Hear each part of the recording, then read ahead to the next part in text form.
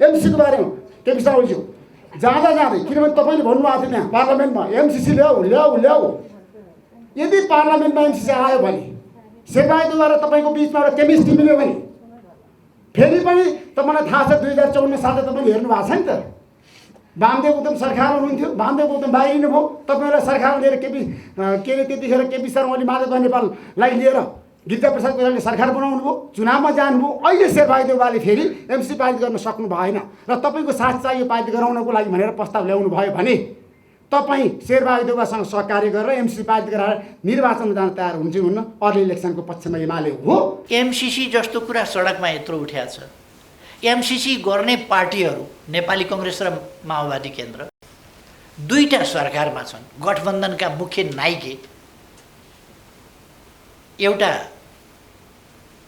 प्रधानमन्त्री भएर अर्को किङ मेकर भन्छन् नि त्यस्तो भएर त्यसरी बसेका पार्टीहरू छन्। न्यूनतम साझा कार्यक्रम आउँदा बोल्दैन सरकार, नीतिमा बोल्दैन सरकार। के हो सरकारले बिर्सियो कि भनेर मैले पार्लियामेन्टबाटै सम्झाएको साथीहरूलाई थाहा होला। यति साह्रो स्मरण शक्ति त सरकारको कमजोर नहुनु पर्ने। एमसीसी कसरी बिर्सियो, कसरी छुट्यो, के यो बोल्नै नपर्ने हेर्नै नपर्ने विषय भयो कि? केपी ओलीले जित्नु भएको तर्फबाट देउवाले प्रहार गरे र यो चाहिँ लोकतन्त्रमाथि बज्रियो। तपाईँले पनि अध्यादेश ल्याउनु भयो र 40% वा केन्द्रीय सदस्य वा सांसद छोडेर र त्यो अहिले तपाईँले भन्नुभयो कुनै दललाई टार्गेट गरेर थिएन भनेर होइन, त्यो कुनै निश्चित दललाई टार्गेट गरेर थियो र त्यो घटनाक्रमले पुष्टि पनि गर्यो। पूर्व आइजिपी र तपाईँकै पार्टीका सांसद गएर एकजनालाई सांसदलाई मनाएर उठाएर जे भने पनि आफ्नो सुविधा अनुसार भनौँ ल्याउने र चसपा फुटाउने प्रयोजनका लागि त्यो तपाईँहरूले ल्याउनु भयो। त्यतिखेर पनि हामीले विरोध गऱ्यौँ, त्यतिखेर पनि लेखेको हो। तर त्यतिखेर तपाईँको पार्टीको नेताहरूबाट त्यसको बचाउ भयो, तपाईँले पनि बचाउ गर्नुभयो। प्रदीपजी अगाडि हुनुहुन्छ, मैले सार्वजनिक त भने लेखेको छैन तर आज म भन्छु। उहाँलाई मैले भने यो त साह्रै भयो, अनि उहाँले पनि होइन यो बेठिक हो भन्ने एउटा कोणबाट हेर्दा त हो, तर यो त्यत्रो ठुलो अपराध त होइन होला। हाम्रो अध्यक्षज्यूको सोचाइ चाहिँ पार्टीमा मिलेर बस्न सक्ने अवस्था छैन भने जान दिनुपर्छ भनेर ल्याएको हो भनेर उहाँले भन्नुभयो। तपाईँका आफ्नै इन्टरभ्यूहरू आएका छन् र पछिल्लो पटक मलाई याद छ तपाईँले दिनुभएको इन्टरभ्यूमा माधवजीहरूलाई पार्टी छोड्न मन छ भने म अध्यादेश वा विधेयक ल्याइदिन्छु भनेर तपाईँले बोल्नुभएको फुटेजै छ। यो पृष्ठभूमिमा तपाईँले स्वयं चाहिँ यो असंवैधानिक, अलोकतान्त्रिक, अनैतिक हो भनेर फेरि सम्पादकहरूलाई राखेर अगाडि पढाउँदा चाहिँ अलिकति मिलेन कि भन्ने मलाई लाग्छ। हामीले चाहिँ भन्नै पर्छ यो असंवैधानिक, अलोकतान्त्रिक, अनैतिक नै हो, तर तपाईँले भन्नलाई चाहिँ कि त त्यो हिजोको गल्ती थियो भनेर सुधार गर्नु पर्यो, कि त म त चिस्किएको थिएँ यिनीहरूले साँच्चै नै लिएछन् भनेर भन्नु पर्यो। आज म तपाईँलाई प्रश्न गर्न चाहन्छु, तपाईँले विगत गरेको संसदमा तपाईँ प्रतिपक्ष दलको नेता हुनुहुन्छ, संसद सुचारू हुन सकेका छैन, एमाले आबद्ध गरिरहेको छ। तपाईँले इतिहासलाई हेर्नु भएको छ, 57 दिन गिरिजाप्रसाद कोइराला प्रधानमन्त्री हुँदाखेरि एमाले संसद आबद्ध गरे हो। अब यो परम्परालाई निरन्तरता केपी शर्माले दिनुहुन्छ। तपाईँ त्यतिखेर प्रतिपक्ष दलको नेता हुनुहुन्थेन। आज म जनता जान्न चाहन्छु, तपाईँको मुखबाट सुन्न चाहन्छु, तपाईँ जस्तो एउटा डेमोक्रेट लिडर केपी शर्मा ओली यो संसद विरुद्ध कति जेल गर्नुहुन्छ? मलाई तिमी भनेकोमा होइन, मैले मलाई तिमी भन्नुभयो भन्ने कहिल्यै गुनासो गरेको होइन। मलाई त तिमी होइन तँ भने पनि हुन्छ, त्यसले के फरक पार्छ र? म आफ्नो हकमा मेरो केही पनि डिमान्ड होइन। भनेदेखि रात दिन मुलुकको लागि सोच्ने, पार्लियामेन्ट रिजोल्युसन पनि रातमा हुन्छ, अध्यादेशको तयारी पनि मध्यरातमा हुन्छ। त्यसो भए कुनलाई हामी डेमोक्रेटिक मान्ने, कुनलाई डेमोक्रेटिक नमान्ने एउटा। अनि अर्को मलाई अलिकति दुईवटा अरू कुरामा जिज्ञासा। एउटा यो 14 जना जुन अहिले संसद अधिवेशनमा एमाले अवरोध उत्पन्न गरिरहेको छ, स्पिकरको राजीनामा अथवा प्रतिपक्षका अध्यक्षले लेखेको पत्रमा कारबाही, त्यो मलाई यो 2-3 चोटि तपाईँले निष्कासन गर्नुभएको छ, फिर्ता लिनुभएको छ र पार्टीको कार्यक्रममा ल तपाईँहरूलाई माफी दिए भनेर भन्नुभएको छ। त्यो कुन चाहिँ निर्णयलाई अन्तिम निर्णय माने? मैले सभामुखको इनएक्सनको त्यो इनएक्सनमा इन्टेन्ट छ मैले बुझ्छु, त्यसलाई समर्थन गरिराखेका छैन। तर एउटा नेताको फिकल माइन्डेडनेसले गर्दाखेरि त्यहाँनिर एउटा असहज परिस्थिति ल्याउँछ होला। र स्पिकरलाई पक्कै पनि स्पिकरले कुनै निर्णय लिने अधिकार पार्लियामेन्ट्री डेमोक्रेसीमा हुँदैन। ऊ समस्याबाट भाग्नु, उसले खालि आएको प्रस्तावहरूलाई सदस्यहरू त्यसमा नियन्त्रण दिनुपर्छ र हाउस चल्नलाई चाहे डिबेटबाट मतदानबाट त्यसको मार्ग प्रशस्त गर्नुपर्छ। तर त्यो भएको छैन। तर तपाईँले 3-4 चोटि अलग अलग निर्णय लिनुभयो र माफी पनि दिनुभयो र त्यसपछि निष्कासन कुरा गर्नुभयो। अनि तेस्रो यहाँले भन्नु भएन आजको उसले गर्दाखेरि सभामुखको बारेमा कमेन्ट गर्नु भएन, तर सभामुखहरूबाट त्यो आसनबाट भएका विचलनले थुप्रै कुप्रथा र परम्पराहरू सिर्जना भएको छन्। मलाई कहिले लाग्छ सुभाष नेमाङजी र अग्नि सापकोटाजी बसेर छलफल गर्नुपर्छ होला। आफ्नै त्यो आसनबाट भएका अपराधहरूले एकदम दूरगामी परिणामहरू निम्त्याउँछन्। हिजो मलाई 5 वर्ष चल्नु पर्थ्यो, चलेन होला। मलाई अलिकति के भने तपाईँले ढङ्ग पुर्याउनु भएन, जगाउनु पर्दैन थियो त्यति राम्रो चलेको सरकार भन्ने आलोचना तपाईँहरूको छ नि त। जगाउनु पर्थ्यो त्यो सरकार, सबैको सहमति देखिन्छ। मेरो ढङ्ग पुगेन भन्ने आलोचना छ। म ढङ्ग पुगेनमा जान चाहन्न। मुख्य कुरा के हो भने त्यो सरकार चाहिँ चल्नु पर्थ्यो 5 वर्ष भन्ने कुरा चाहिँ मुख्य कुरा हो। मेरो ढङ्ग नपुगे आउनु सक्छ। प्रधानमन्त्रीज्यूले आफ्नो पुरानो शैली अनुसार मेरो पालामा आलोचना भयो, अहिले चाहिँ आलोचना भइरहेको छैन यो सरकारलाई भन्ने खालको कुरो छ। यदि यही नै हो, यहाँले भनेकै मान्ने हो भनेदेखि यहाँलाई के लाग्छ मिडिया मात्रै दोषी थियो त्यो बेला? यहाँको पक्षबाट पनि कुनै त्रुटि भयो कि जसले गर्दा? किनभने मिडिया त निरपेक्षै छ नि मोटामोटी रूपमा। त यसको लागि चाहिँ यहाँको आत्मालोचना भन्ने एउटा शब्द छ, त्यसको प्रयोग कतिखेर गर्ने भनेको भने तिमी भन्ने शब्द चाहिँ अङ्ग्रेजीमा यु भन्दाखेरि तिमी तपाईँ सबैलाई यु नै भन्छ र बालाई पनि आमालाई पनि हजुरबालाई पनि छोराछोरीलाई पनि सबै भन्छ। तर नेपाली भाषा चाहिँ अङ्ग्रेजी जस्तो यस मामलामा योभन्दा अङ्ग्रेजीभन्दा अलिक धनी छ। तिमी तपाईँ भन्ने, आदरभाव व्यक्त गर्ने, यो हाम्रो भाषिक सम्पन्नता हो, समृद्धि हो। आफूभन्दा सानाहरूलाई मायाले तिमी भन्ने, साह्रै नजिक भएकाहरूलाई कहिले कहिले तँ पनि भन्ने, साथीका बिचमा पनि त्यो आत्मीयता झल्काउनका लागि, अथवा कहिले कहिले अघि मुनामदनको पनि कुरा चल्यो, ईश्वर तैँले रचेर फेरि कसरी बिगारिस् भन्ने जस्ता खालका कुरा। तँ पनि भगवान्लाई पनि भनिन्छ। अङ्ग्रेजीमा पनि भगवान्लाई दाउ भन्ने शब्द प्रयोग गरिन्छ। तर हाम्रो भाषा चाहिँ तिमी, तपाईँ, तँ, हजुर विभिन्न शब्दमा बोलाउँदाखेरि हामी हजुर भनेर जवाफ दिन्छौँ। कसैले बोलायो भने हजुर भनेर बोल्छौँ। त्यस्तो खालको एउटा शिष्ट शब्द हो। त्यसकारण हामीले अरूको नकल मात्रै नगरौँ, आफ्नो भाषिक सम्पन्नता, भाषिक ओजतालाई कायम राखौँ। र हाम्रो देश एउटा सभ्यताको सुरुवात गर्ने देश हो। यसमा तपाईँहरूले भाषाको प्रयोगको सम्बन्धमा प्रश्न उठाउनु भएको छ, सम्पादकीय पनि लेख्नुभएको छ। त्यसको दुईटा पक्ष हुनसक्छ। एउटा साँच्चै भाषा अलिक खस्कियो, भाषा खस्किनु हुँदैन, भाषाले मर्यादाका सीमाहरू नाग्नु हुँदैन। विचार आफ्ना हुन सक्दछन्, असहमति हुन सक्दछन्, विरोध हुन सक्दछ, आलोचना हुन सक्दछ, तर भाषिक संयम, भाषिक स्तरीयता र भाषिक मर्यादा त्यसका सीमाहरू उल्लङ्घन हुनु हुँदैन भन्ने मनसायका साथ पनि सम्पादकीयहरू आएका छन्। भने आफै सम्पादकीय लेख्ने सम्पादकजीहरूका भाषा आफ्नै सञ्चार माध्यमहरूमा पनि यसो हेर्नु भए पनि हुन्छ। अथवा यो भाषिक समस्या एउटा साझा समस्याकै रूपमा आएको छ कि जस्तो पनि लाग्छ। यसप्रति हामी सबैले ध्यान दिनुपर्छ। मैले मलाई तिमी भनेकोमा होइन, मैले मलाई तिमी भन्नुभयो भन्ने कहिल्यै गुनासो गरेको होइन। मलाई त तिमी होइन तँ भने पनि हुन्छ, त्यसले के फरक पार्छ र? म आफ्नो हकमा मेरो केही पनि डिमान्ड होइन। प्रश्न के हो भने हाम्रो भाषिक श्रेष्ठता जुन छ, सम्पन्नता जुन छ र यो भाषिक श्रेष्ठता जुन छ त्यो यसमा थुप्रै यस्ता पक्षहरू छन् हाम्रो भाषामा।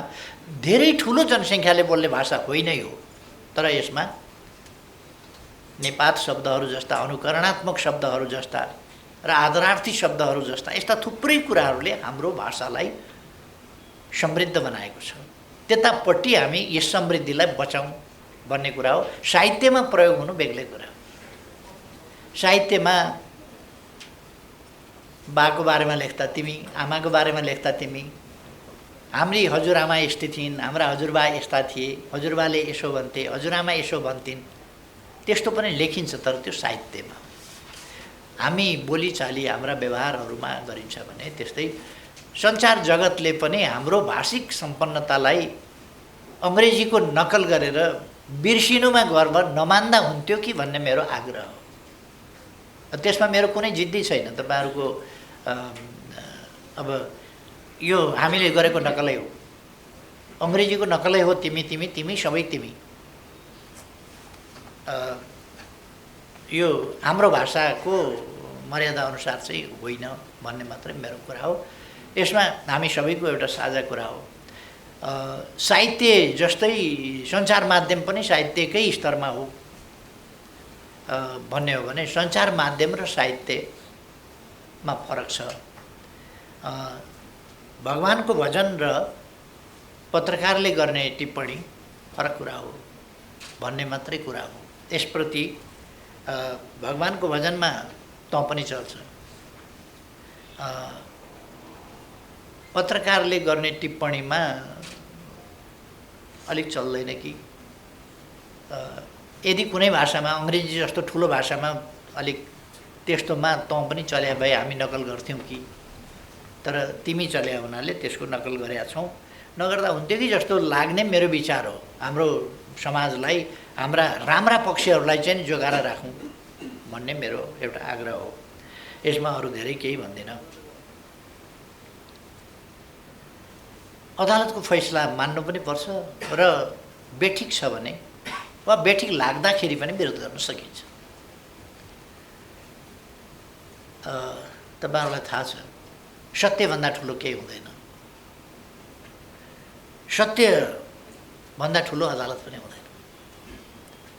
अदालत लोकतन्त्रमा शक्ति तीर्थीकरणको सिद्धान्त अन्तर्गत स्वतन्त्र न्यायालय भनेर मानिन्छ र न्यायालयबाट त्यसअनुसारको मर्यादाको अपेक्षा गरिन्छ, त्यस भूमिकाको, त्यस धर्मको निर्वाहको अपेक्षा गरिन्छ। त्यस्तो भएन भने लोकतन्त्र अप्ठ्यारोमा पर्छ, लोकतन्त्रका मूल्य मान्यता अप्ठ्यारोमा पर्छन् र अदालतप्रति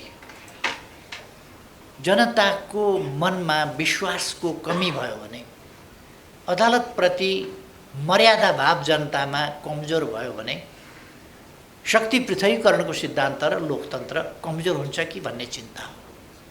त्यसकारण अदालतप्रति यस्तो मर्यादाको अपेक्षा गरिन्छ जहाँ मान्छेलाई असहमतिका बावजुद स्वीकार्न मन होस्। असहमतिका बावजुद मुद्दा हार्ने र जित्नेका पक्ष हुन्छन्। हार्ने पक्षले साधारणतया अन्याय पर्यो भन्न सक्छ, तर वस्तुतः उसको मनले चाहिँ अन्याय पर्यो नभन्ने स्थिति पनि हुनसक्छ। मैले हारेको ठिकै छ भन्ने स्थिति पनि हुनसक्छ कानुन सम्मत हिसाबले। अब अदालत यो अदालतका फैसलाहरू नजिरका रूपमा रहन्छ। आज मैले के कमेन्ट गरेँ या कुन सम्पादकले के लेख्नुभयो अथवा कुन सञ्चार माध्यमले कसरी प्रसारित गर्यो, कुन रूपमा ग्रहण गर्यो भन्ने मात्रै होइन, त्यो इतिहासमा मूल्याङ्कनको विषय हुन्छ र दशकौँ अगाडि मात्रै होइन, सैकडौँ वर्ष अगाडि, सयौँ वर्ष अगाडि कुनै अदालतले गरेको फैसला आज नजिरको रूपमा सकारात्मक वा नकारात्मक दृष्टान्तको रूपमा त्यसलाई प्रस्तुत गरिन्छ। पाकिस्तानका थुप्रै फैसलाहरू त्यस रूपमा बडो चर्चामा आउने गर्छ। हुन त हाम्रो अदालतको फैसलामा पनि पाकिस्तानको नकारात्मक कुराहरूको चाहिँ चर्चा देखिन्छ। अहिले मेरो त्यो विषय होइन कि मैले त्यसको चिरफारमा जान खोजेको होइन। अदालतको फैसला न्यायसम्मत हुनुपर्दछ। न्याय भनेको संविधान र कानुन सम्मत हुनुपर्दछ। न्याय हुन्छ कि हुँदैन भन्ने होइन, न्याय चाहिँ तत्कालीन संविधान, कानुन, सामाजिक प्रबन्ध, समाजले स्वीकारेका मूल्य मान्यताहरूका आधारमा न्याय निरूपण गरिन्छ, संविधान कानुनका आधारमा। त्यसकारण त्यसलाई न्याय मान्नुपर्छ। त्यो अपेक्षा आम जनताले गरेका हुन्छन्, सबैले गरेका हुन्छन्। एकपल्ट एउटा फैसला, उस्तै प्रकृतिको फैसला अध्यादेशबाट राज्य सञ्चालन गर्न खोजियो, राज्य चलाउन खोजियो भन्ने हुन्छ। अर्कापल्ट त्यही कुरा केही पनि हुँदैन। त्यो यस्तो खालको कुरा हुँदाखेरि हामीलाई त केही छैन। एमाले प्रतिपक्षमा गयो भने साथीहरूले अघि अलिकति चिन्ता पनि जाहेर गर्नुभएको छ नि, 5 वर्ष चलाउन सक्नु भएन भनेर। म धन्यवाद भन्छु। 5 वर्ष चलाउनु पर्थ्यो केपी ओली नेतृत्वको सरकारले भन्ने त सबैलाई छ नि। दुःख मनाउ त गर्नुभएको छ नि त साथीहरूले। 5 वर्ष चल्नु पर्थ्यो, चलेन होला। मलाई अलिकति के भने तपाईँले ढङ्ग पुर्याउनु भएन, जगाउनु पर्दैन थियो त्यति राम्रो चलेको सरकार भन्ने आलोचना तपाईँहरूको छ नि त। जगाउनु पर्थ्यो त्यो सरकार, सबैको सहमति देखिन्छ। मेरो ढङ्ग पुगेन भन्ने आलोचना छ। म ढङ्ग पुगेनमा जान चाहन्न। मुख्य कुरा के हो भने त्यो सरकार चाहिँ चल्नु पर्थ्यो 5 वर्ष भन्ने कुरा चाहिँ मुख्य कुरा हो। मेरो ढङ्ग नपुगे आउनु सक्छ।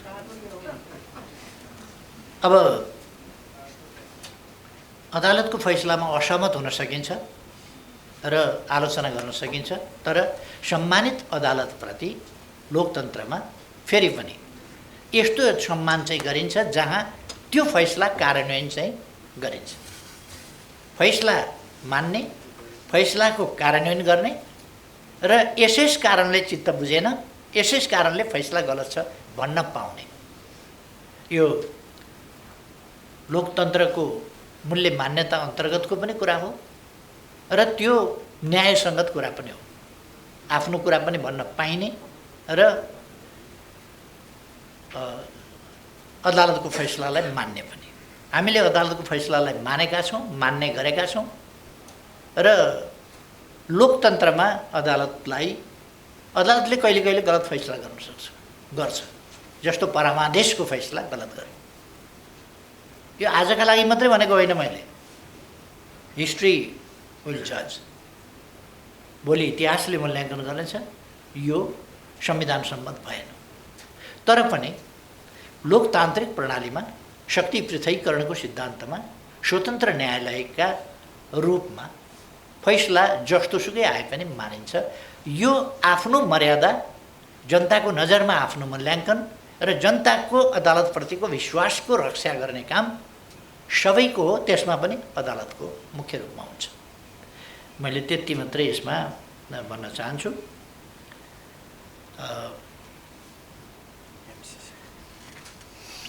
एमसिसीको कुरा उठाउनु भएको छ। मैले त एमसिसी जस्तो कुरा सडकमा यत्रो उठ्याएको छ। एमसिसी गर्ने पार्टीहरू नेपाली कङ्ग्रेस र माओवादी केन्द्र दुईटा सरकारमा छन्। गठबन्धनका मुख्य नायिके, एउटा प्रधानमन्त्री भएर अर्को किङ मेकर भन्छन् नि, त्यस्तो भएर त्यसरी बसेका पार्टीहरू छन्। न्यूनतम साझा कार्यक्रम आउँदा बोल्दैन सरकार, नीतिमा बोल्दैन सरकार। के हो सरकारले बिर्सियो कि भनेर मैले पार्लियामेन्टबाटै सम्झाएको साथीहरूलाई थाहा होला। यति साह्रो स्मरण शक्ति त सरकारको कमजोर नहुनु पर्ने। एमसिसी कसरी बिर्सियो, कसरी छुट्यो, कि यो बोल्नै नपर्ने, हेर्नै नपर्ने विषय भयो कि? यो कुरा सम्झाउन अमेरिकाबाट उपाध्यक्ष फातिमा नै आउनुपर्ने हो कि? प्रधानमन्त्रीलाई एमसिसी गरेका थियौ नि, के भयो, के गर्छौ भन्न उतैबाट आउनुपर्ने हो कि यहाँ त उहाँहरूले त लेख्नु भएन। मैले त्यो कुरा उहाँहरूलाई सम्झाएँ। यसमा सरकारको के हो दृष्टिकोण, अहिले पनि म जान्न चाहन्छु सरकारको के हो दृष्टिकोण। गर्नेहरू यो सम्झौता गर्नेहरू सरकारमा छन्। यो गर्दा पनि म प्रतिपक्षमा थिएँ, मेरो पार्टी प्रतिपक्षमा थियो, अहिले पनि हामी प्रतिपक्षमा छौँ। उहाँहरूसँग 165 भोट छ, त्यसकारण उहाँहरूले हामीसँग कुनै यस सम्बन्धमा परामर्श पनि गर्नुभएको छैन। के कस्तो हालत हो, के हो, कसो गर्न पर्ने हो, कसो गर्दा ठिक हो, त्यस सम्बन्धी पनि कुनै दृष्टिकोण राख्नुभएको छैन। हामीसँग सेयर पनि गर्नुभएको छैन। जुन तपाईँले प्रश्न गर्नुभएको छैन भने मैले एन्सर गरिरहनु पर्ने कुरा भयो र। जब सरकारले नै यस सम्बन्धमा कुनै रुचि नै राखेको छैन, चासै राखेको छैन भने यस सम्बन्धमा भनिरहनु पर्ने कुरा के भयो र। सरकारले भन्नु पर्यो यो के हो, के गर्नुपर्ने, त्यही कुरा मैले पार्लियामेन्टमा उठाएको। तपाईँहरूसँग 165 सिट छ त गठबन्धनको, त्यो 165 सिटको प्रयोग कसरी गर्नुहुन्छ, के हो यो भनेर सरकारको दृष्टिकोण के छ नै थाहा नपाइकन ताप्के भन्दा बिँड चाहिँ तात्ने भन्छ नि। हामी बिँड तातेर के हुन्छ, हामीसँग त अलिक थोरै भोट होला, 100 को आसपासमा सिट होला। 100 को आसपासमा सिट, 275 सिट भएको ठाउँमा 100 को आसपास सिटले उफ्रिएर के हुन्छ, 165 सत्तामा भएको जिम्मेवारी लिएको आफै गर्नेवालाले बोलेको छैन भने त्यस कारण उहाँहरू बोल्नु पर्यो, उहाँहरूले गर्नु पर्यो, के गर्ने हो। मैले त्यति भने हो। बिहारै सम्बन्धमा पनि त्यही हो। उहाँहरू के गर्दै हुनुहुन्छ। हामीले सरकारमा हुँदा सरकारको हैसियतले रेस्पोन्सिबल ढङ्गले हामी पेस भएका थियौँ हरेक कुरा। यहाँहरूलाई थाहा छ, मैले केही भनिरहनु पर्ला जस्तो लाग्दैन।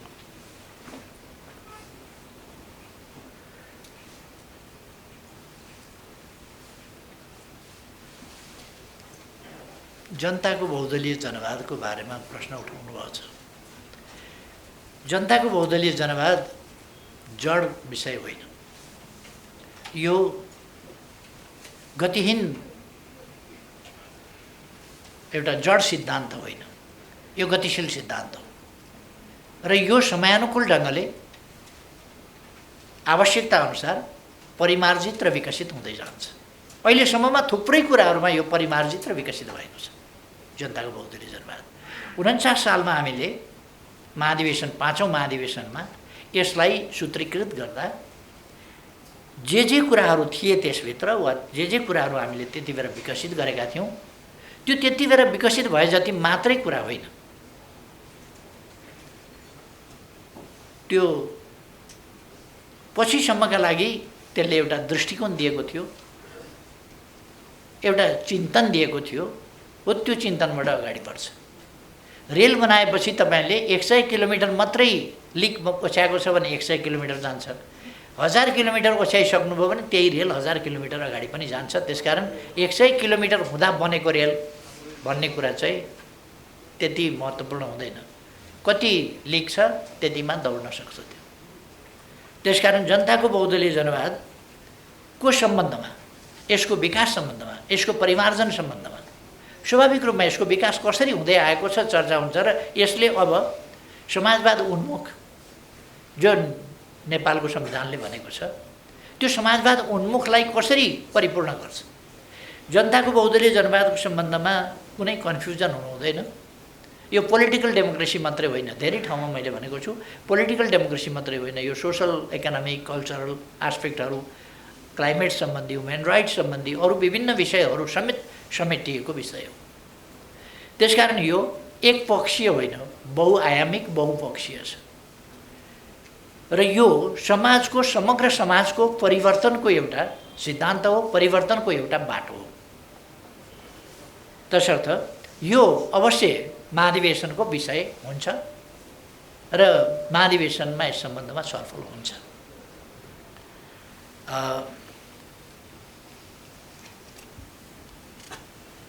अहिलेको व्यवस्था र बहुदलीय जनवादका बीचमा भिन्नता छ कि छैन भनेर।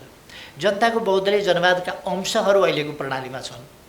जनताको बहुदलीय जनवाद भनेको समृद्ध नेपाल सुखी नेपाली हो, त्यसको गन्तव्य भनेका छौँ। जो उपलब्धि भइसकेको छैन, जो हासिल भइसकेको छैन, त्यसकारण त्यो हासिल गर्न पर्छ। जनताको बहुदलीय जनवादमा पुग्न समृद्धि, न्याय र समानता सहितको समृद्धि समाजवाद हो, जहाँ मान्छेले सुख प्राप्त गर्न सक्छ। समृद्धि मात्रै होइन, पर क्यापिटा इन्कमबाट मात्रै होइन, अथवा जिडिपीबाट मात्रै हेरिने समृद्धि होइन, हरेक व्यक्तिको जीवनमा हेरिने समृद्धि हो। र हरेक व्यक्तिको अधिकारमा पहुँच, त्यसै गरेर सम्पूर्ण हक अधिकारको अवस्था, सामाजिक न्याय समानताको प्राप्ति, भयरहित जीवन बाँच्न पाउने अधिकार र सम्मानित जीवन बाँच्न पाउने अधिकार लगायतका जैविक र मानवीय आवश्यकताहरूको न्यायोचित परिपूर्ति भएको समाज नै जनताको बहुदलीय जनवाद हो, त्यसको विकसित रूप हो। र त्यहाँ पुग्ने गन्तव्य यसले भन्दछ, जसलाई हामीले परिपूर्ण लोकतन्त्र भनेका छौँ, कम्प्रेहेन्सिभ डेमोक्रेसी। त्यसकारण यो कम्प्रेहेन्सिभ डेमोक्रेसी हो। मलाई एकपल्ट एकजना नेताले सोध्नुभयो, डेमोक्रेसी भनिसकेपछि फेरि कम्प्रेहेन्सिभ किन भन्नु पर्यो, पूर्ण परिपूर्ण किन भन्नु पर्यो, डेमोक्रेसी भनेपछि पूर्ण भइगयो नि भनेर। त्यसका निम्ति अहिले भर्खरै साथीहरूले प्रसारण पनि गर्नुभएको छ। बिपी कोइरालाले 2035 साल माघ 27 गते बिबिसीलाई दिनुभएको अप्रकाशित अन्तर्वार्ता अहिले उहाँकै आवाजमा प्रकाशित भएको छ, यहाँहरूले नै गर्नुभएको छ प्रकाशित। त्यो इन्टरभ्यू हेर्नुभयो भने थुप्रै प्रश्नहरू, जातीय प्रश्नहरू, डेमोक्रेसीको प्रश्न, राष्ट्रिय एकताको प्रश्न आदि प्रश्नहरूको जवाफ त्यहाँ पाइन्छ। र किन परिपूर्ण लोकतन्त्र भनेको रहेछ भन्ने कुराको जवाफ त्यो मलाई सोध्ने साथीहरूले पनि, जो नेताले सोध्नुभएको थियो उहाँले पनि आफ्नै गुरु बिपी कोइरालाजीको त्यो इन्टरभ्यू हेरेर त्यसबाट बुझ्नुभयो हुन्छ। मैले उहाँलाई धेरै राम्ररी बताउन पनि भ्याएको थिइनँ, त्यही इन्टरभ्यू हेरे पनि हुन्छ भन्ने मलाई लाग्छ। किन बिपी कोइरालाले पूर्ण लोकतन्त्र भन्नुभयो, किन उहाँले लोकतन्त्र मात्रै भनेर नपुगेर पूर्ण लोकतन्त्र के अर्थमा भन्नुभयो भन्ने कुरा।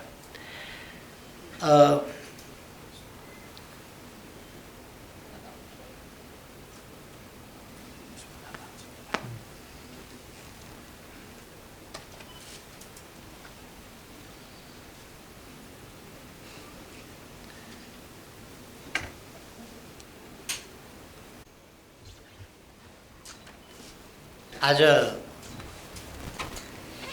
यस प्रकारको कार्यक्रम अलिक लामै समयपछि आयोजना भएको छ र मैले खास गरी यहाँहरूसँग यस ढङ्गले प्रत्यक्ष संवाद गर्ने मौका पाएको छु। म आयोजक साथीहरूलाई धन्यवाद भन्न चाहन्छु र सम्पादकज्यूहरूलाई पनि धन्यवाद भन्न चाहन्छु, स्वागत भन्न चाहन्छु। विषय, प्रसङ्ग, सन्दर्भ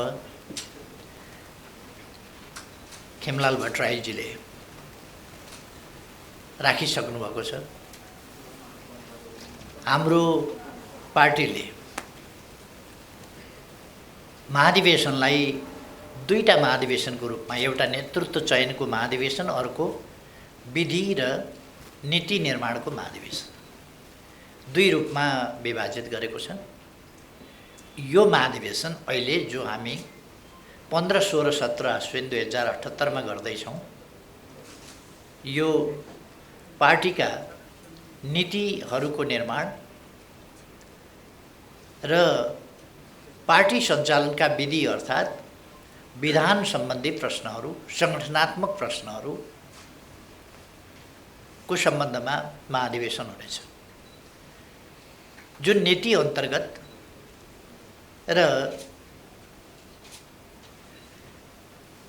महाधिवेशनबाट, यस महाधिवेशनबाट पारित नीति अन्तर्गत र विधि अन्तर्गत हामी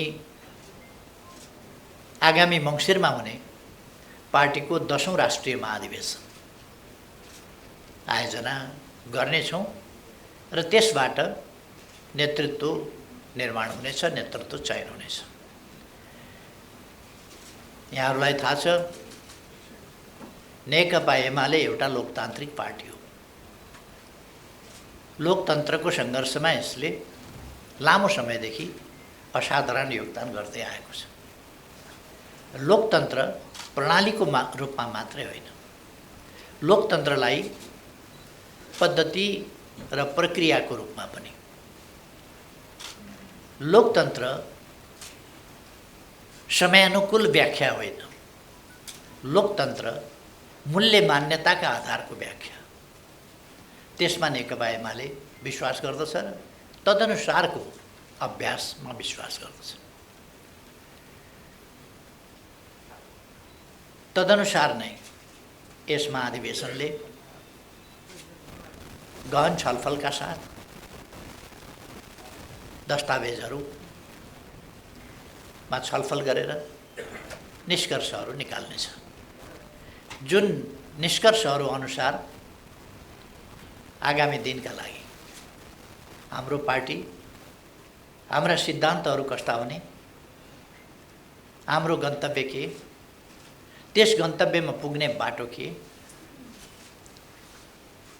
तत्सम्बन्धी हाम्रा नीतिहरू कस्ता हुने, ती नीति कार्यान्वयनका लागि हाम्रो कार्यक्रम कस्तो हुने, कार्यक्रमलाई कुन कुन क्षेत्रमा हामी कसरी कार्यान्वयन गर्छौँ र त्यसका निम्ति कस्ता विषयगत वा आवधिक योजना बनाउँछौँ, ती योजना पुरा गर्न कसरी हामी लक्ष्यहरू निर्धारण गर्छौँ, ती लक्ष्य निर्धारण गर्ने इन्स्ट्रुमेन्टका रूपमा हामी कस्तो पार्टी निर्माण गर्छौँ, त्यसको परिचालन कसरी गर्छौँ जस्ता प्रश्नहरू यस महाधिवेशनले निरूपण गर्नेछ, जो अत्यन्तै महत्त्वपूर्ण कुरा हो। यसभित्र राष्ट्रिय महत्त्वका नीतिहरू, राष्ट्रका निम्ति आवश्यक नीतिहरूमा छलफल हुनेछ, पारित हुनेछ। हाम्रो समाज आज कहाँनेरि छ, यसलाई, यसका अहिलेका समस्या के हुन्, तिनको पहिचान र किटानी र ती समस्याको समाधान कसरी गर्ने, त्यसको स्पष्ट दिशानिर्देश, यी चिजहरू यस महाधिवेशनले गर्नेछ। देशका समस्या, जनताका समस्या, राष्ट्रियता सम्बन्धी प्रश्न, राष्ट्रको सार्वभौम सत्ता, स्वाधीनता, स्वतन्त्रता, भौगोलिक अखण्डता र राष्ट्रिय हितहरूको रक्षा गर्ने, सम्वर्धन गर्ने प्रश्नमा, त्यसै गरेर लोकतन्त्रका विभिन्न पक्षहरू, लोकतन्त्रलाई एउटा प्रणालीको रूपमा मात्रै होइन, प्रक्रिया समेतको रूपमा कसरी लोकतन्त्रलाई हामी अझ संस्थागत गर्दै जान सक्छौँ, सुदृढ गर्दै जान सक्छौँ र प्रभावकारी ढङ्गले कार्यान्वयन गरेर त्यसलाई देश र जनताका हितमा केन्द्रित गर्ने र सामाजिक परिवर्तन रूपान्तरणको कामलाई अगाडि बढाउने काम गर्न सक्छौँ, ती कुराहरू हामी तय गर्नेछौँ। यी कुराहरू देशसँग सम्बन्धित छन्, जनतासँग सम्बन्धित छन्, जनताका समस्याहरूसँग सम्बन्धित छन्, ती समस्याहरूको समाधान गर्ने प्रश्नहरूसँग सम्बन्धित छन्। किनभने यो पार्टी यसो पार्टी खोलौँ न भनेर खोल्नका लागि खोलिएको पार्टी होइन। यो आफ्नो काँधमा राष्ट्रका अगाडि रहेका समस्या, ती समस्याको समाधान गर्ने प्रश्न र त्यसका अगाडि उभिएका चुनौतीहरूको सामना गर्ने प्रश्न, यी सबै कुरालाई ध्यानमा राखेर चुनौतीको सामना गर्दै अगाडि बढ्ने र देश र जनताका हितहरूलाई कमजोर हुन नदिने, ओझेलमा पर्न नदिने र पराजित हुन नदिने अभिभारा बोकेको हुनाले यस पार्टीले तदनुसार नै काम गर्छ। अहिले हामी सबैलाई थाहा छ, नेकपा एमालेको भूमिका सत्ता पक्षबाट प्रतिपक्षमा गएको छ। सत्ता पक्षमा रहँदा सञ्चार माध्यमबाट सम्पादक मित्रहरूबाट जुन महत्त्वपूर्ण सहयोग सरकारले पायो र प्रधानमन्त्रीको हैसियतमा मैले पाएँ, त्यसका लागि म यहाँहरूलाई धन्यवाद भन्न चाहन्छु। यहाँहरूले धेरै सजग गराउनुभयो, सचेत गराउनुभयो, सरकारले कहीँ गल्ती नगरोस्, खबरदारी गर्नुभयो। देशप्रति सरकार सजग रहोस्, जनताका हितहरूप्रति सरकार सजग रहोस्। ती अमूल्य सुझावहरू थिए। ती खबरदारीले हामीलाई गल्ती नगर्न प्रेरित गर्यो। खबरदारी गरेन भने सरकार अलिकति लापरवाह जस्तो पनि हुँदो रहेछ, जस्तो अहिलेको सरकार छ। अहिलेको सरकारप्रति अलिक खबरदारी पुगेन कि जस्तो पनि लाग्छ। संविधानको मतलब छैन, कानुनको मतलब छैन, सञ्चार माध्यम चुपै छ। त्यसकारण सरकारले अनुकूलता ठानेको छ, जसले गर्दा गल्ती गर्दै गएको छ। अहिले सञ्चार माध्यमले सरकारसँग किन सरकारलाई गुण नलगाएर दुश्मनी गरिराखेका जस्तो गरेको छ, मैले त्यो बुझेको छैन। संविधान बिचिँदा पनि चुपै लागेको जस्तो। अहिले म त्यतापट्टि जान चाहन्न, तर हामी राष्ट्रको एउटा गम्भीर मोडमा पुगेका छौँ। अलिक अगाडि हल्ला चल्यो, धेरै हल्ला चल्यो, मुलुक प्रतिगमनतर्फ गयो। संविधान च्यातियो, संविधान मिचियो, संविधान कुल्चियो, उदम हल्ला चल्यो। त्यसपछि अग्रगामी सरकार बनाउने खेल सुरु भएर पार्टी तोडफोड गर्ने आदि इत्यादि कुराहरू भए। राजनीतिमा त्यस्ता कुराहरू चल्छन्। कानुनसम्म ढङ्गले चल्नु एउटा कुरा थियो। निष्कासित गरेका मान्छे निष्कासित भएको सूचना नटास्ने, कानुनका जटिलता, लुपहोल्स, कमी कमजोरीहरूबाट फाइदा उठाउने, तिनीहरूलाई टेकेर राजनीतिक उद्देश्य गलत ढङ्गले प्रयोग गर्ने जस्ता कामहरू, क्रियाकलापहरू पनि भए।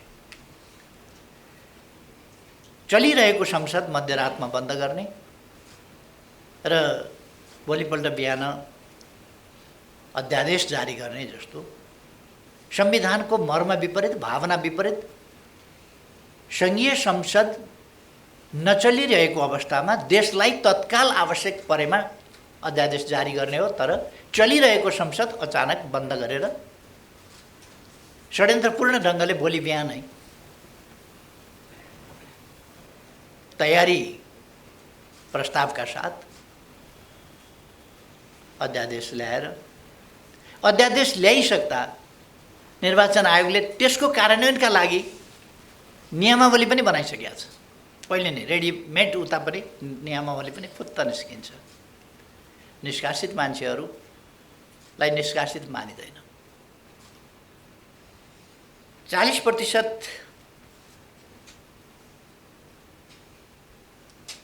सांसद र 40% केन्द्रीय सदस्यले यदि नयाँ पार्टी खोल्न या पार्टीबाट अलग हुन चाहे भने पार्टी परित्याग गरेको नमानिने, नयाँ पार्टी खोल्न पाइने प्रबन्ध हो संविधानले दिएको। र सांसदहरूले बाध्यकारी स्थिति, कुनै पार्टीमा बस्नै पर्ने, कुनै पार्टी छोड्नै नपाउने स्थिति हुनु हुँदैन। सांसदहरूको पार्टी छोड्ने संविधान सम्मत खालको अधिकार, यथोचित अधिकार। एकातिर पार्टीमा अनुशासन पनि होस्, पार्टी अनुशासित होस्, लोकतान्त्रिक विधि अन्तर्गत चलोस्। अर्कातिर बस्नै चाहँदैनन् सांसदहरू भने एउटा खास सङ्ख्या पुर्याएपछि उनीहरूले छोड्न पाउने अवस्था बनोस् भन्ने हाम्रो संविधानमा व्यवस्था छ। त्यसै कारण संविधानले 40% सांसदहरू र 40% केन्द्रीय सदस्यहरू भएमा अर्को दल खोल्न पाउने भन्ने व्यवस्था गरेको छ। तर दलहरूको के भयो भने प्रतिनिधि सभा सदस्य या सङ्घीय संसदका सदस्य त निर्धारित हुने भए, आवधिक निर्वाचन हुन्छ, त्यो निर्वाचनबाट निर्वाचित हुने भए। पार्टीको केन्द्रीय समिति एकीकरणका नाउँमा कुनै नेताले अप्ठ्यारो परो आफूलाई भने एउटा एकीकरण गर्यो, एउटा कुनै पार्टी कसैलाई खोल्न लायो, त्यसका नाउँमा एकीकरण भनेर 400-500 मान्छे ल्याइदियो।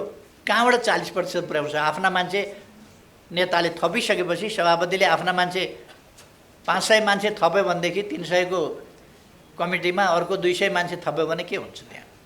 त्यसकारण यो चाहिँ अव्यवहारिक भयो र संविधानको कार्यान्वयन हुन सकेन। त्यो मर्मअनुसार भएन, कुनै पार्टीतर्फ लक्षित गरेर होइन। त्यसरी मैले संविधानको वास्तवमा मर्मअनुसार कार्यान्वयन हुन सकोस् भन्नका लागि केन्द्रीय कार्य समिति वा संघीय संसदका प्रतिनिधि सभाका 40% सदस्यहरूले अलग सङ्गठन बनाउन पाउने भन्ने अध्यादेश संसद नचलिरहेको बखत ल्याएको थिएँ। त्यसको चर्को विरोध भयो र जसले चर्को विरोध गरेका थिए, असंवैधानिक भयो भनेका थिए, उत्पात मचाएका थिए र पार्टी अर्को पार्टीलाई फुटाउने गलत मनसायले यस्तो गर्न पाइँदैन भनेका थिए, त्यो कुराहरू अहिले पछिल्लो पल्ट त भदौ 2 गते त्यही उद्देश्यका साथ अघि नै मैले भने मध्यरातमा अचानक चलिरहेको चालु अधिवेशन अन्त्य गरेर भोलि बिहान अध्यादेश निकाल्ने काम हो। यसको यो संविधान सम्मत भएन, यो चाहिँ गलत मनसायको भएन भनेर सम्पादक साथीहरूले लेख्नु नै भयो होला भन्ने लाग्छ मलाई। त्यसपछि हिजो एउटा सूचना टाँसियो,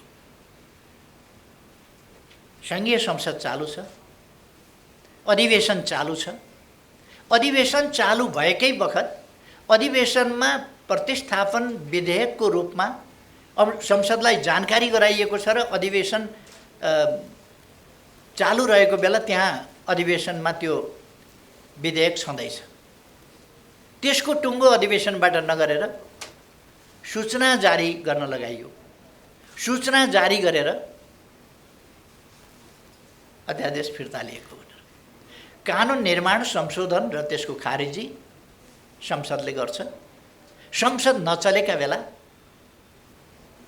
देशका लागि जरुरी पर्यो भने अध्यादेश ल्याउन पाइन्छ। न पहिले जरुरी पर्यो, न हिजो जरुरी पर्यो।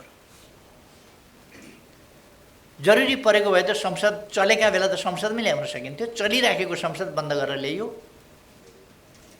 देशलाई एकदम जरुरी, एकदम आवश्यकता होइन, पार्टी फुटाउने गलत मनसाय, दूषित मनसायका साथ ल्याइयो।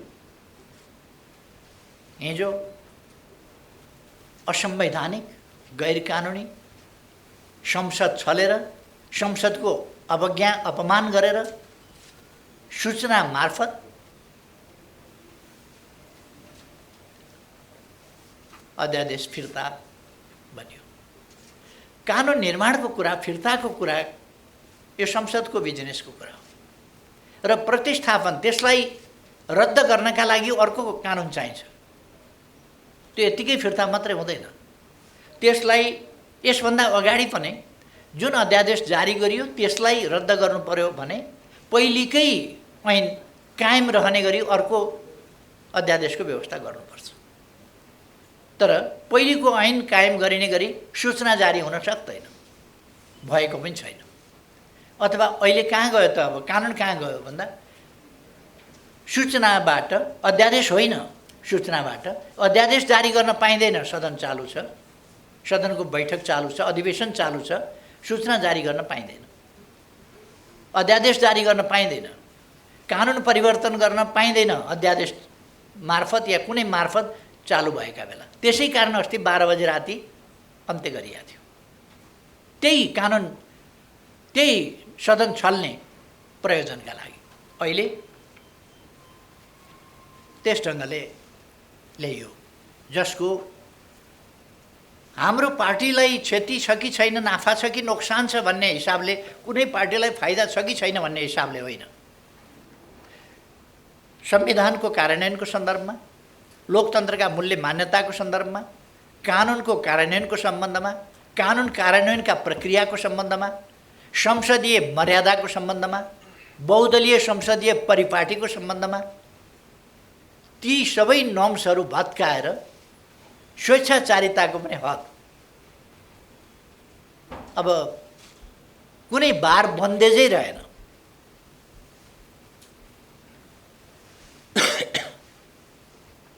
यसरी हिजो एमाले फुटाउने काम सकिएछ, प्रयोजन सिद्धिएछ। त्यही कुरा त संसदबाट गरे हुन्छ नि त। संसद चालु छ, त्यहाँ प्रतिस्थापन विधेयक प्रस्तुत छ। त्यो विधेयक के भयो त? अब संसदमा प्रस्तुत विधेयक कुनै सूचनाको भरमा रद्द हुन्छ कि हुँदैन? त्यो विधेयक फिर्ता गयो कि गएन? यी कुनै प्रश्नको केही पनि जवाफ चाहिएन।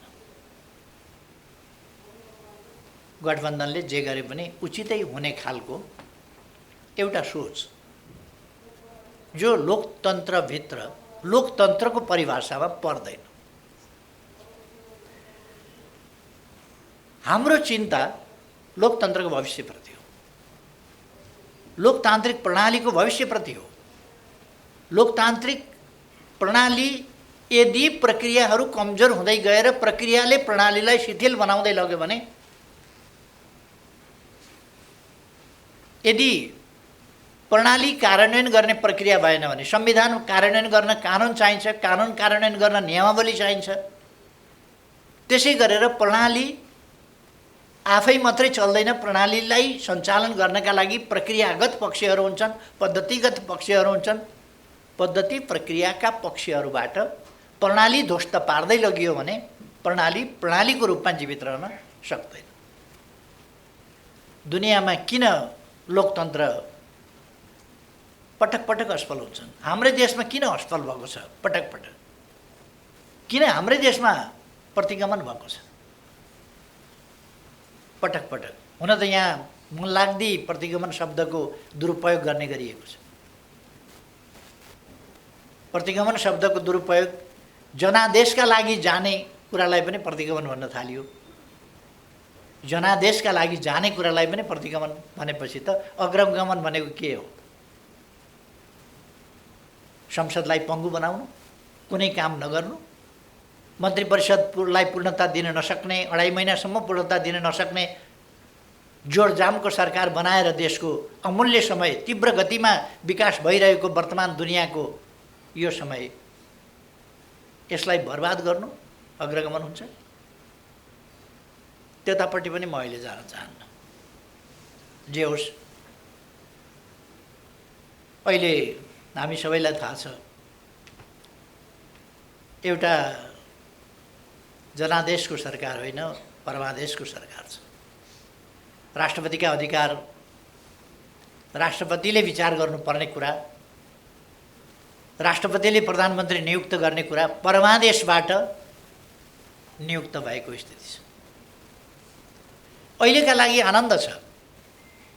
कतिपयलाई नेकपा एमाले सरकारमा रहेको, देश विकास भएको, बाटाहरू बनेको, तीव्र गतिमा निर्माण कार्यहरू भएको मन नपरेको हुनसक्छ। त्यसका मकसदहरू फरक हुन सक्दछ, त्यसमा आइडियोलोजिकल प्रेजुडिस हुन सक्दछ। तर मुख्य कुरा आजको कसको लाभ कसको हानि भन्ने कुरा होइन। भविष्यका लागि लोकतन्त्रले जित्नुपर्छ। नेकपा एमाले जित्छ कि जित्दैन अर्को कुरा हो, लोकतन्त्रले जित्नुपर्छ, देशले जित्नुपर्छ, जनताले जित्नुपर्छ। एमालेका कुरा या कसैका कुरा माथि पर्नुपर्छ भन्ने होइन। देशका हितहरू माथि पर्नुपर्छ, जनताका हितहरू माथि पर्नुपर्छ, लोकतन्त्रको भविष्य माथि पर्नुपर्छ, सुरक्षित हुनुपर्छ। यो सफलतापूर्वक अगाडि बढ्नुपर्छ र देशमा प्रस्पेरिटी आउनुपर्छ। देश आधुनिकतातर्फ जानुपर्छ। देश एउटा सभ्य सम्भ्रान्त, विकसित, सामाजिक न्याय र समानता सहितको समृद्धि भएको देशको रूपमा विकास हुनुपर्छ। हाम्रो चाहना थियो। एकछिनका नाफा घाटाहरूका जोड घटाउमा नेकपा एमाले विचलित हुँदैन। नेकपा एमाले लोकतन्त्रको बृहत्तर प्रश्नमा केन्द्रित भएर विचार गर्छ र आवश्यकता पर्दा त्यसका निम्ति सङ्घर्ष गर्छ। नेकपा एमाले लोकतन्त्रका निम्ति सङ्घर्ष गरिआएको छ। यसको प्राप्तिका निम्ति सङ्घर्ष गर्यो, बलिदान गर्यो। यसको रक्षाका निम्ति पनि सङ्घर्ष र बलिदान गरेर आएको छ, फेरि पनि गर्छ। त्यसकारण यो क्षणिक लाभ हानिका हिसाब किताबमा होइन, आम रूपमा दीर्घकालीन रूपमा लोकतन्त्रको भविष्य, लोकतन्त्रको भविष्यप्रति हामी किन चिन्तित हुने? लोकतान्त्रिक प्रणाली नै श्रेष्ठ प्रणाली हो। यस प्रणाली मार्फत यसको सही कार्यान्वयनबाट नै हामी देशको विकास गर्न सक्छौँ भन्ने एमालेको विश्वास छ। त्यो विश्वासको कारणले हामी, त्यो यथार्थको कारणले, त्यो हाम्रो विश्वास निराधार होइन, त्यो यथार्थ विश्वास हो, त्यस कारणले हामी लोकतन्त्रको भविष्यप्रति चिन्ता गरेका हौँ। हामीले एउटा यस विषयमा म धेरै गइरहनु पर्ला जस्तो लाग्दैन। लोकतन्त्रमा सत्ता पक्ष प्रतिपक्ष भइरहन्छ, कहिले कसले जित्ला कहिले कसले जित्ला, तर जित हार स्वस्थ हुनुपर्दछ, प्रतिस्पर्धा स्वस्थ हुनुपर्दछ। अस्वस्थ प्रतिस्पर्धा, लोकतन्त्रका नाममा प्रतिस्पर्धा छँदैछ भनेर अस्वस्थ प्रतिस्पर्धा लोकतान्त्रिक प्रक्रियाभित्र पर्दैन। त्यसकारण स्वस्थ प्रतिस्पर्धामा हामी विश्वास गर्छौँ। प्रतिस्पर्धा स्वस्थ हुनुपर्छ, संविधान सम्मत, कानुन सम्मत, लोकतान्त्रिक मूल्य मान्यता अनुरूप।